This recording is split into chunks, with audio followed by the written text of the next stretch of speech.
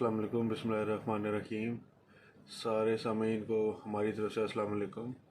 इस प्लेटफॉर्म पर देश की आवाज़ से और आजकल जिस तरह हालात चल रहे हैं दुनिया में, सबसे पहला मैसेज तो आप लोगों को यही देना चाहिए कि आजकल कोविड पाकिस्तान में बहुत बुरी तेज़ी से फैल रहा है। तो लोग अपने घरों में रहें, ईद आ रही है, शॉपिंग से गुरेज करें और मार्केट्स में घूमने की ज़रूरत नहीं कि ईदें फिर भी आती रहेगी, पर जान एक दफ़ा चली जाए तो फिर काफ़ी एक अफसरदा माहौल बन जाता है हर किसी के घर में। तो उसी का ख्याल रखें, मास्क वगैरह पहने और अपने हाथ साथ धोते रहें। जो जो गवर्नमेंट SOP दे रही है उन चीज़ों को फॉलो करें। अब आते हैं हम लोग अपने मेन टॉपिक की तरफ, जो पाकिस्तान और ज़िम्बाब्वे की सीरीज़ हो रही है। मेरे साथ बैठे हुए मिर्ज़ा कदीर साहब, जो बड़ी गहरी नज़र रखते हैं इस चीज़ के ऊपर। अस्सलाम वालेकुम मिर्ज़ा साहब। वालेकुम सलाम चौधरी साहब, बहुत शुक्रिया। मिर्ज़ा साहब, आजकल ये जो पाकिस्तान और ज़िम्बाब्वे की सीरीज़ चल रही है उसमें दो किस्म के लोगों के माइंडसेट हैं। एक माइंडसेट ये कहता है कि हमें अपनी जो मेन स्ट्रॉन्ग टीम है वो खिलानी चाहिए कि उनको और एक्सपीरियंस मिले और उनका जो एक आप कह लें जो कॉन्फिडेंस लेवल है उसको बूस्ट किया जाए कि वो लंबे रन्स कर सकें और बॉलर जो हैं वो जल्दी विकेट्स ले सकें कि उनका कॉन्फिडेंस बूस्ट हो। और दूसरा एक माइंडसेट ये भी कहता है कि हमें इनके खिलाफ सेकेंड स्ट्रिंग टीम खिलानी चाहिए थी कि हम लोग अपने बेंच स्ट्रेंथ भी चेक कर लें। उसमें हर बंदा अपनी अपनी देता है, अपने अपने राय देता है कि अब अगर आपको याद हो, एक दफ़ा पहले जब ये ऑस्ट्रेलिया की दफ़ा बांग्लादेश में सीरीज़ हुई थी जिसमें जेसन गिलस्पी ने डबल सेंचुरी मारी थी, तो उसमें भी उन्होंने अपनी पूरी स्ट्रॉन्ग टीम खिलाई थी, जबकि बांग्लादेश की टीम उस वक्त आज से 10 साल पहले कोई ख़ास टीम नहीं थी। जी जी। तो दोनों थिंकिंग टैंक्स अपनी अपनी जगह पे ठीक है, पर हमें यही देखना चाहिए कि जो सी टीम हमने पेपर पे खिलाई है, उस दिन ग्राउंड में खिलाई है, आया उसने कैसा परफॉर्म किया है। अब आज के मैच में देखें तो सबसे जो दो खुशाइन बात मुझे नजर आई है जी जी। चेंज के लिए, एक तो ये कि बाबर आजम डक पे आउट हो गया, जो कभी देखने को मिला नहीं, तो वो एक दिलचस्प सी सूरत हाल बन गई थी। दूसरा जो हम लोग हमेशा डिस्कस करते हैं आपस में और दुनिया क्रिकेट से बाहर जितने भी लोग बैठे हुए हैं कि फवाद आलम, कि उसको उन्होंने शायद बहुत लेट चांस दिया है। और अब जब से उसको चांस दिया तो वो सिर्फ ये नहीं कि उसने ज़िम्बाब्वे के खिलाफ सेंचुरी मारी है, बाकी भी जहाँ भी उसको चांस दिया गया है उसने अपना लॉ मनवाया है, अपना एक क्रेडिबिलिटी उसने शो की है।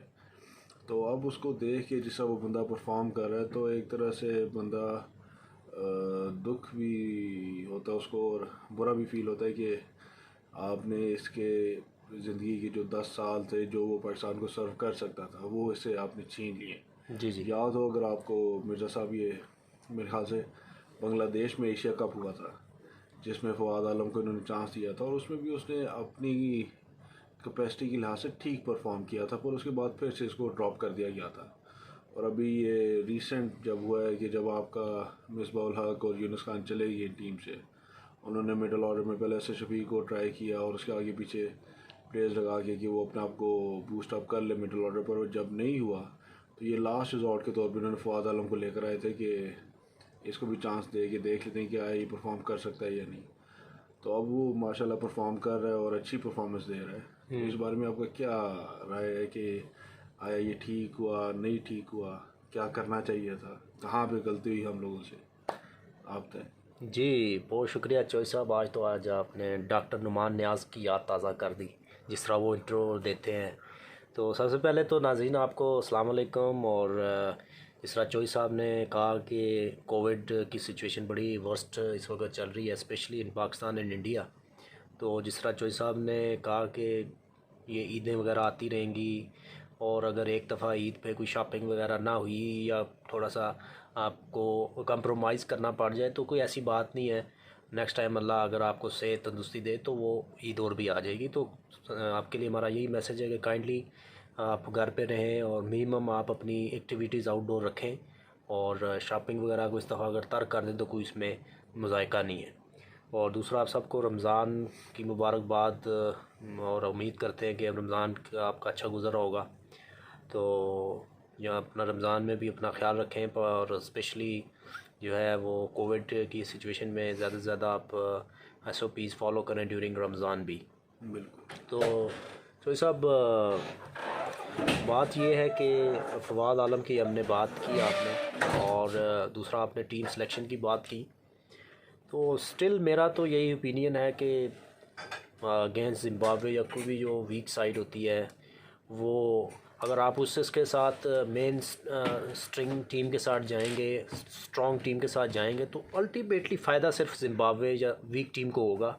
या जिस तरह आपने बांग्लादेश की बात की अगेंस्ट ऑस्ट्रेलिया 2004, जेसन गिलेस्पी जिसमें सेंचुरी की, वो भी बड़ी स्ट्रॉन्ग टीम उन्होंने लॉन्च की थी, लेकिन अल्टीमेटली उसका फ़ायदा बांग्लादेश को हुआ था कि उनको एक अच्छी वेल रिनोन और स्ट्रॉन्ग टीम के साथ, जिस तरह आप स्ट्रॉन्ग सीट के साथ टीम के साथ खेलते हैं तो एज एन अपोजिशन आपको फ़ायदा होता है। बिल्कुल कोई शक नहीं। तो इस केस में अगर पाकिस्तान की टीम अगेंस्ट ज़िम्बाब्वे खेल रही है, तो जो फ़ायदा हो रहा है वो ज़िम्बाब्वे को हो रहा है, बिल्कुल, क्योंकि उनको एक वेल रिनोन स्ट्रॉन्ग और हाई रैंक टीम के साथ खेलने का मौका मिल रहा है।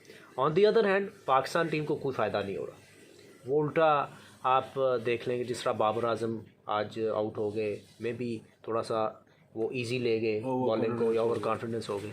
तो जिस तरह लास्ट वीडियो में भी हम आपसे बात हो रही थी जोश साहब के, ज़रूरत नहीं थी बाबर आजम को या जो मेन खिलाड़ियों को खिलाने की, क्योंकि उनका कॉन्फिडेंस शेक होगा और उसकी वजह से उनकी जो परफॉर्मेंस है या जो परफॉर्मेंस का ग्राफ है वो भी गिरेगा। तो ज़रूरी नहीं था कि आप बिल्कुल ही अपनी फ्रंट लाइन टीम खिलाते। और दूसरी तरफ अगर हम इसको जो काउंटर आर्गूमेंट लोग कर सकते हैं वो ये कर सकते हैं कि यार पाकिस्तान को साल में टेस्ट ही कितने मिलते हैं कि हम उसमें भी दूसरी टीम खिलाएं या तीसरी टीम खिलाएं।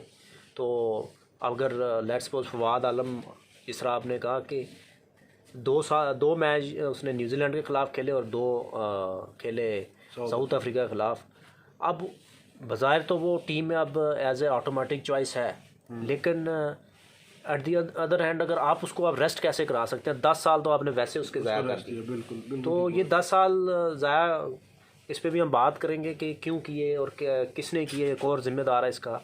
लेकिन अल्टीमेटली जिस तरह आपने असद शफ़ीक की बात की कि असद शफ़ीक को इन्होंने, अच्छी बात है कि 80 टेस्ट मैच खिलाए, लेकिन क्या वो उस लेवल की परफॉर्मेंस दे सका जिसकी डिज़ायर थी? क्या वो 80 टेस्ट फवाद आलम को मिलते तो डोंट यू थिंक कि इसके रन्स कम से कम 6-7 हज़ार होते? ऐसा ही। तो बिल्कुल मैं इससे इत्फाक करता हूँ कि इनको खिलानी चाहिए थी पाकिस्तान की कुछ दूसरी team, like specially Babar Azam को और अज़हर अली को इनको रेस्ट देनी चाहिए थी। बाकी फवाद आलम या जो बाकी खिलाड़ी हैं वो बेशक खेलते, लेकिन चोइस साहब आपने देखा कि जो पाकिस्तान के डोमेस्टिक के जो फास्ट बॉलर हैं ताबिश खान, उनको ये मुसलसल तीसरी सीरीज़ में ले गए हैं लेकिन खिला नहीं रहे। अभी ये बेहतरीन मौका था कि उनको एक चांस दे देते। तो इस पर आप देख लें कि क्या इनकी जो हमारी टूर सिलेक्शन कमेटी है वो कितनी खौफज़दा है कि शायद अगर हमने कोई नया खिलाड़ी या ज़िम्बाब्वे खिलाफ भी आजमा दिया तो शायद टीम हार ना जाए। तो वेरी पुअर मेरे ख्याल में ये थिंकिंग है पाकिस्तान टीम मैनेजमेंट के बिहाफ पे। उस दिन मेरे साहब में एक और चीज़ पढ़ रहा था कि मिसबाह हक से पहले जो हमारा कोच थे मिकी आर्थर साहब, उनका मेरे ख्याल से 3 साल का टेन्योर था पाकिस्तान के साथ। जी 3 साल। और 3 साल के अंदर उन्होंने मेरे ख्याल से 14 से 15 नए प्लेयर्स लॉन्च किए थे जिनका डेब्यूट करवाया था उसने जी। टेस्ट में हो जाए, वनडे में हो जाए या T20 सर्कल्स में, डिफरेंट उसके अंदर उसने 14-15 नए प्लेयर्स लॉन्च किए थे। पर अभी तक मिसबाह हक का जो टेन्योर चल रहा है वो 2.5 साल होने को आ गए। पर इन्होंने अभी तक जो नए प्लेयर्स लॉन्च किए हैं वो टोटल मेरे ख्याल से 4 से 5 इन्होंने प्लेयर्स लॉन्च किए।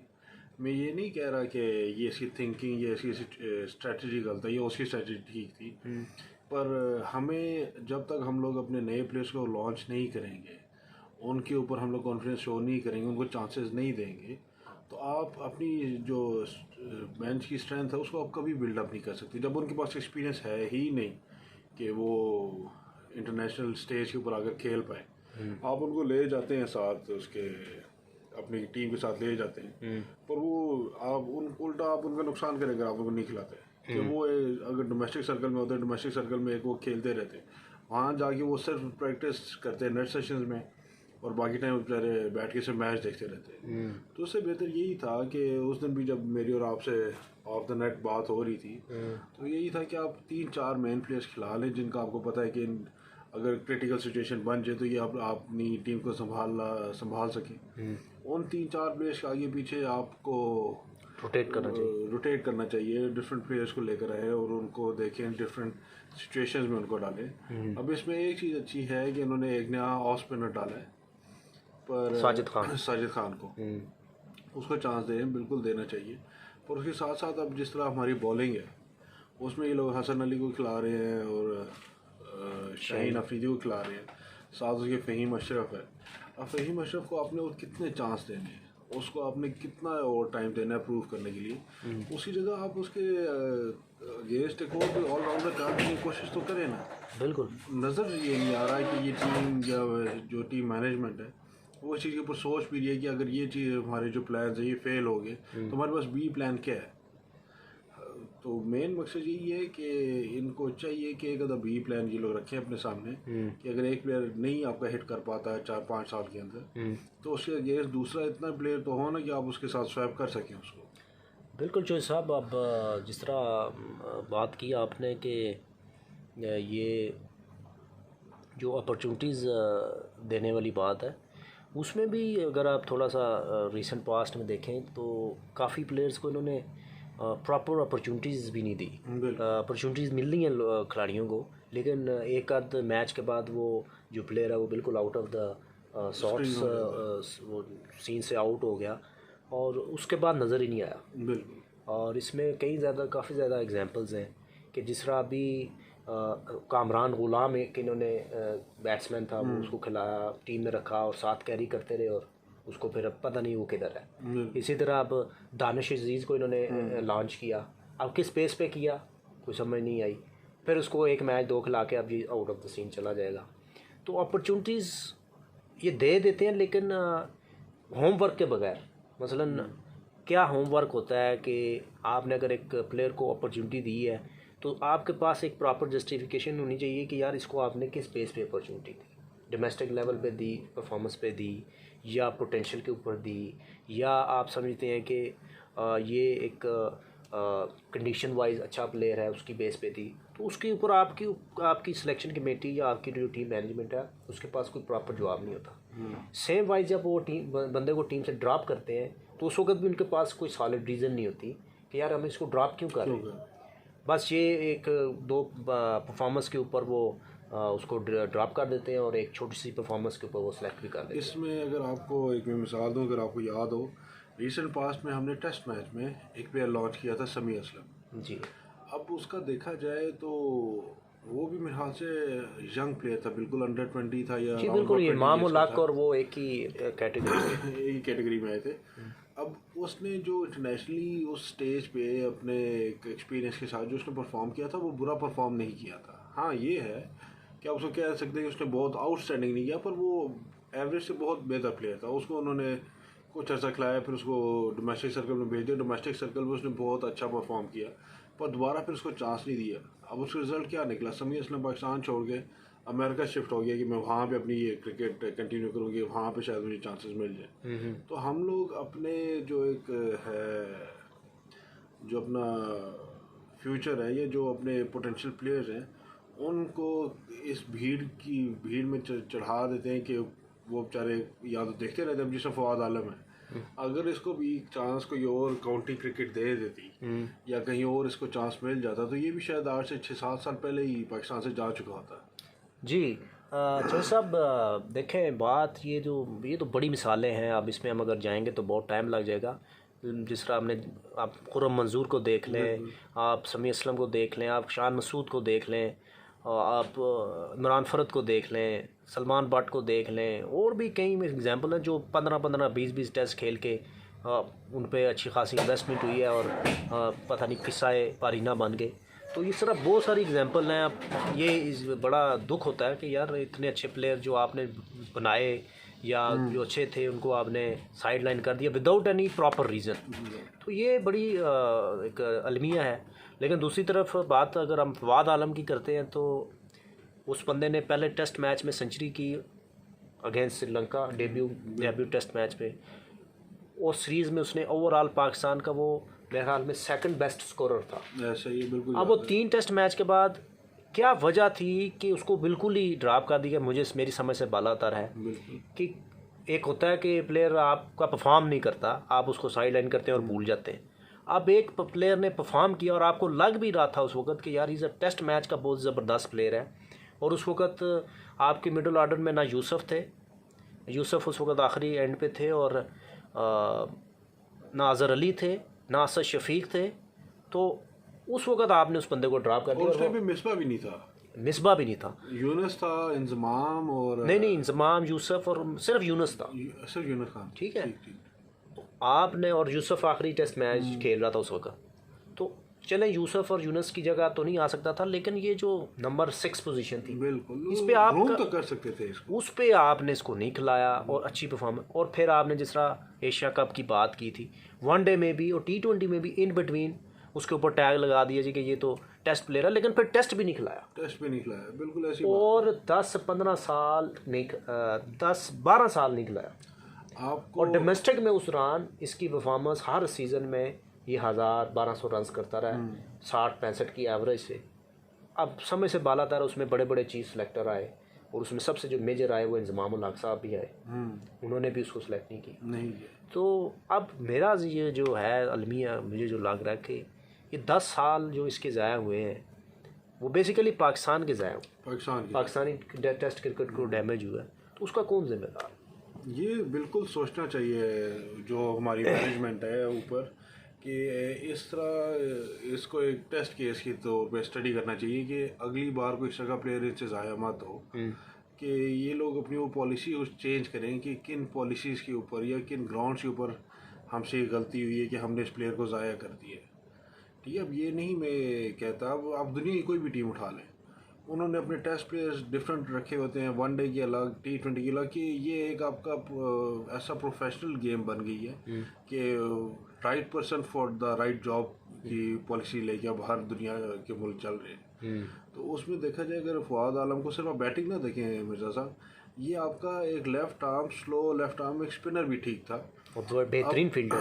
अब अगर आप देखें हफीज़ को, कि हम लोग कहते हैं हफीज़ का बहुत ज़्यादा कंट्रोल है स्पिन के ऊपर, वो रन रोक लेता है, कंट्रोल कर लेता है, तो आया क्या, वो पहले दिन से ही ऐसा था, उसको चांस दिया, उसको बार बार हमने चांस दिए, बार बार उसको उस प्रेशर सिचुएशंस में खिलाया, तो उसको कंट्रोल आ गया, उसको पता चल गया कि किस तरह बॉल करनी है कि आप उस चीज़ को रोक सके। ये नहीं मैं कहता कि फवाद आलम उसकी कैपेबल का बॉलर होता, पर इसके ऊपर भी हम लोग ये चांस तो ले सकते थे। आपके पास एक 6 बॉलर के तौर पे ये आपका एक अच्छा खासा मेन रोल बन सकता था, मेन वेपन बन सकता था। बिल्कुल। और दूसरा आप देखें कि मैं तो ये समझता हूँ कि ये जिस तरह आपने कहा कि अच्छा यूटिलिटी क्रिकेटर वनडे और T20 में भी था, और उसने परफॉर्म भी किया जब भी इसको T20 या और मज़े की बात, वनडे में मौका मिला। T20 जीते थे, T20 वर्ल्ड कप, फवाद आलम उस टीम में था। जी बिल्कुल, हाँ बिल्कुल, और उसमें इसका बड़ा रोल था, एज ए फील्डर बड़ा रोल था।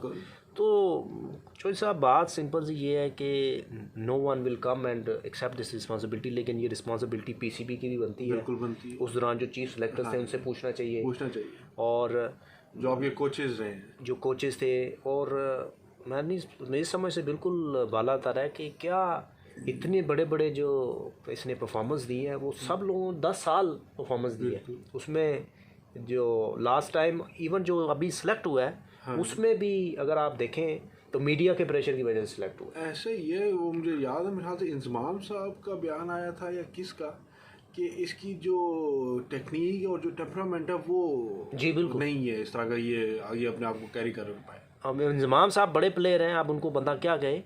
आप ये देखें कि टेक्निक को आपने क्या करना है, महेंद्र सिंह धोनी की कौन सी टेक्निक थी, वीरेंद्र सहवाग की कौन सी टेक्निक, बिल्कुल, या और भी हमारे पास ये जो स्टीव स्मिथ है, इसकी कौन सी अच्छी गुड लुकिंग टेक्निक है, नहीं, या चंद्र पॉल की कौन सी टेक्निक। हाँ जी, ऐसे ही। तो जब आपका batsman middle of the bat जब खेल रहा है, बल्ले के दरमियान में उसकी बॉल लग रही है और रन्स बना रहा है, व्हाट एल्स यू वांट। तो ठीक है, एक अच्छा लगना चाहिए, वो एक अच्छी चीज़ है कि आप लगे भी अच्छा एलिगेंट लगे, लेकिन that is not the demanding things कि आप रन्स बनाएं। मैं एक दफ़ा सुन रहा था, श्रीलंका के एक बहुत बड़े प्लेयर हैं कुमार संगकारा का, तो वो उसने बड़ी मज़े की बात की थी, कहता है कि आप किसी भी बैट्समैन की टेक्निक चेंज नहीं कर सकते, ठीक है, आप ये ज़रूर कर सकते हैं कि उस टेक्निक के अंदर रह के उसके साथ आप वर्कआउट करें कि वो अपनी बॉल को मिडल करना शुरू कर दें। कहते हैं कि अब आप जितने भी प्लेयर्स उठा लें, लेट से जो हम लोग कहते हैं क्रिकेट में सबसे जो एक गुड लुकिंग शॉट है वो कवर ड्राइव है। कहते हैं वो कवर ड्राइव हर प्लेयर की अपनी डिफरेंट है, उसका डिफरेंट पोस्चर है, वो अलग एंगल्स पे खड़े होकर वो कवर ड्राइव खेलते हैं। पर at the end of the day आपने सिर्फ ये देखना होता है कि इसकी बॉल एग्जैक्ट मिडल पे बैठ के लग रही है। बिल्कुल। उस शॉट खेलने से पहले उसकी जो से भी ट्रिगर मूवमेंट है, वो राइट जाता है, लेफ्ट जाता है, आगे जाता है, पीछे जाता है, विकेट छोड़ता है, विकेट के ऊपर खड़ा होता है, वो उसकी अपनी मर्जी है। बस आपने ये देखना है कि वो उसको मिडल करे बैट को। बिल्कुल। तो फवाद आलम के बारे में यही हमारी कंक्लूजन है जी कि अब कोई रिस्पॉन्सिबिलिटी तो नहीं लेगा, लेकिन एटलीस्ट मिसबाह हक को मिसबाह हक ने इसको आखिर में सेलेक्ट किया। वो भी मीडिया का इंतहाई प्रेशर रहा है मुसलसल 1-2 साल, तो उसकी वजह से उन्होंने खिलाया। और मेरे ख्याल में पहले खिलाने के बाद भी चांस नहीं शायद दिया। इंग्लैंड के ख़िलाफ़ सीरीज़ जो थी लास्ट ईयर, उसमें इनको चांस दिया गया और पहले 2 टेस्ट में फिर भी नहीं खिलाया, आखिरी टेस्ट में खिलाया और वो फेल हो गया वहाँ पे। और वहाँ पे फिर दोबारा बातें शुरू हो गई कि जी ये तो डोमेस्टिक का प्लेयर है और ये है और वो है। हालांकि जहाँ पे 10 साल उसको नहीं खिलाया अच्छी परफॉर्मेंस पे, एक परफॉर्मेंस के ऊपर उसके ऊपर बात होना शुरू हो गई कि यार ये तो सही, इसको सेलेक्ट नहीं किया गया, ये है वो है। तो देखें एज ए कौम भी जो है ना बहुत ही ज़्यादा हमारी जो टेम्परामेंट है या जो हमारी सोच है वो बहुत ज़्यादा इमोशनल हो जाते हैं और बहुत जल्दी हो जाते हैं without giving any particular time. तो थोड़ा सा टाइम देना चाहिए। और देखो फिर उसको अच्छा है कि दोबारा भी टीम में सेलेक्ट किया गया और फिर उसने बैक टू बैक 3 सेंचुरियाँ 4 कर दी। तो ये होता है एक अच्छे प्लेयर की निशानी कि जब भी उसको मौका मिलता है वो फिर उसको ग्रैब करता है। तो एनी जी thank you very much viewers, आपने हमारा साथ दिया। उम्मीद है कि आपको ये हमारा आज का ये डिस्कशन पसंद आई होगी। अगर पसंद आई हुई है तो आप इस पर कमेंट ज़रूर करें, अपनी राय से हमें ज़रूर आगाह करें कि आप इसमें क्या इम्प्रूवमेंट ला सकते हैं। बाकी चॉइस साहब आपका बहुत शुक्रिया। और 10 दिन आपके साथ गुजरे रमज़ान के, और अच्छी मजाक भी हुई, अच्छी लैंद भी हुई, और उम्मीद करते हैं कि आपको हम मिस करेंगे कमिंग 10 डेज़ में और आप भी करेंगे। लेकिन काफ़ी आप लगता है इस दफ़ा अपने डे शिफ्ट को एंजॉय नहीं किया। नहीं, इस पर बहुत मज़ा आया। इत्तेफाक से कुछ ऐसी सिचुएशंस बन गई थी कि डे शिफ्ट मेरी आपने साथ ही बन गई थी कि आपने साथ ही आना और आपने साथ ही जाना। ये है कि अगर मेरी वो जनरल टाइमिंग्स होती तो उसमें फिर बोरियत हो जाती है। पर ये बड़ी मज़ेदार टाइम गुजरा है, बड़ा अच्छा। जी तो हमने तो है चोई साहब को रिक्वेस्ट की थी कि रमज़ान के 10 दिन रह गए हैं तो इसमें आप कोशिश कर लें कि दिन में रहें और इसी तरह करें। लेकिन शायद है कि जॉब भी वो ज़रूरी है और उससे ज़्यादा कि उसकी अपनी एक रिस्पॉन्सिबिलिटी होती है। मैं नहीं उस हमीन जिस तरह आपने कोविड के बारे में बात की, तो आप काइंडली ज़रूर इस पर अपनी जो है ना महफूज रहें, कोशिश करें कि ज़्यादा से ज़्यादा आप घर पे रहें और इंटरेक्शन कम से कम लोगों के साथ करें आउटसाइड।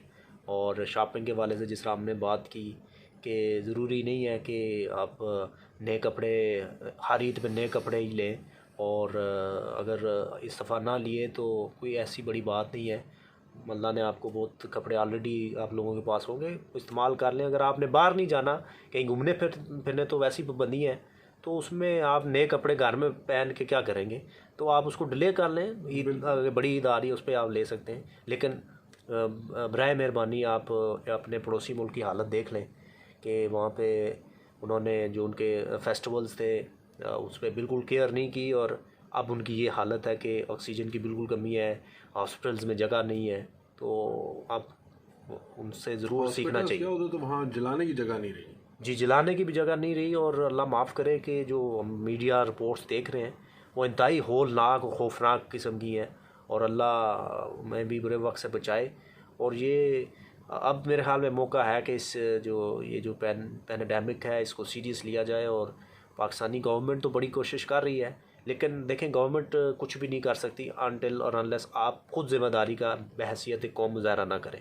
तो बिल्कुल ठीक बात है। तो इस पर बजाय इसके कि आप लाइफ जो है वो एक कीमती एहसास आता है, उसकी केयर करें, और इससे पहले कि वो आपके ऊपर मौत का जो है वो सिग्नल आ जाए और आप फिर उस वक्त आपके पास ऑप्शन नहीं होगी। तो अपना बहुत ज़्यादा ख्याल रखिएगा, दुआओं में याद रखिएगा। बहुत शुक्रिया चॉइस साहब, बहुत शुक्रिया, और अल्लाह सोने के हवाले।